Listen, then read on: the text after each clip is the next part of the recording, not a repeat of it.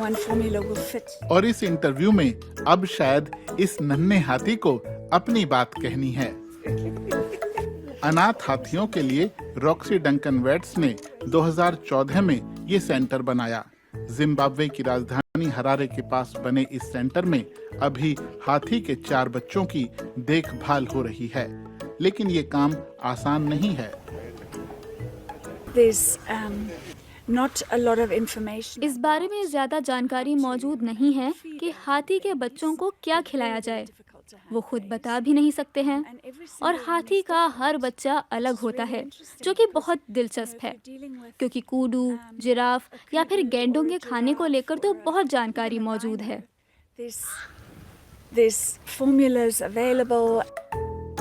जब तक ये हाथी 3 साल के नहीं हो जाते, इन्हें यहीं रखा जाएगा।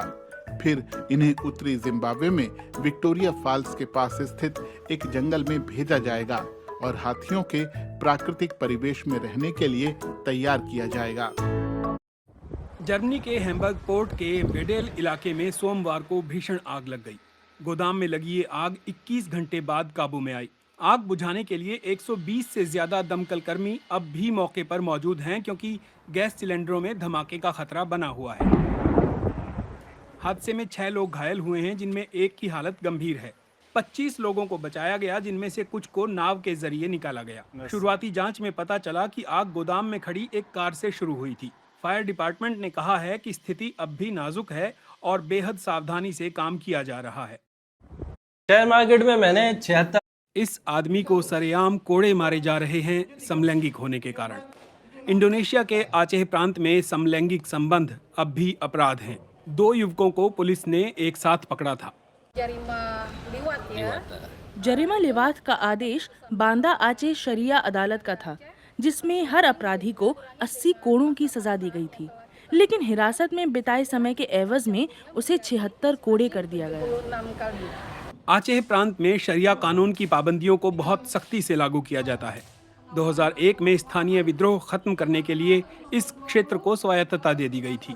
हालांकि क्षेत्र के हिसाब से इस्लाम की व्याख्या और समलैंगिक लोगों के प्रति सहनशीलता अलग अलग है। सार्वजनिक रूप से कोड़े मारना अपने आप में कई कानूनों से मेल नहीं खाता। मानवाधिकारों में इंडोनेशिया के हितों के भी खिलाफ है, क्योंकि ये देश की छवि के लिए अच्छा नहीं है। देश में कहीं और समलैंगिक संबंध अवैध नहीं है। AI साइकोसिस इंटरनेट पर ट्रेंड कर रहा है, लेकिन ये है क्या? लोग चैटबॉट से घंटों अपनी पर्सनल बातें कर रहे हैं, जिसकी वजह से अब वो डरा हुआ महसूस करते हैं, भ्रमित हो गए हैं और AI पर उनकी इमोशनल डिपेंडेंसी बढ़ गई है और इसी को एक्सपर्ट्स AI साइकोसिस कह रहे हैं। हालांकि ये कोई मेडिकल कंडीशन नहीं, बल्कि ब्रेन रॉट और डूम स्क्रॉलिंग जैसा ही सोशल मीडिया पर इस्तेमाल होने वाला एक टर्म है, पर बात सीरियस है। चैटबॉट्स ज्यादातर हमारी हाँ में हाँ मिलाते हैं, हमारी फीलिंग्स को बढ़ावा देते हैं, पर इससे बहुत बड़ा नुकसान हो सकता है। एक लड़के ने चैटबॉट से अपनी सुसाइडल थॉट्स शेयर किए और चैटबॉट ने रोकने के बजाय उसके ऐसे थॉट्स एक्सप्लेनर वीडियोस में AI साइकोसिस इंटरनेट पर ट्रेंड कर रहा है, लेकिन ये है क्या? रोकने के बजाय उसके ऐसे थॉट्स को बढ़ावा दिया। ऐसे कई और एग्जाम्पल्स हैं। इस साल अमेरिका में AI साइकोटिक ब्रेक की वजह से कम 12 लोग हॉस्पिटलाइज्ड हुए। AI साइकोटिक ब्रेक में लोग रियलिटी से टच खो देते हैं, बिल्कुल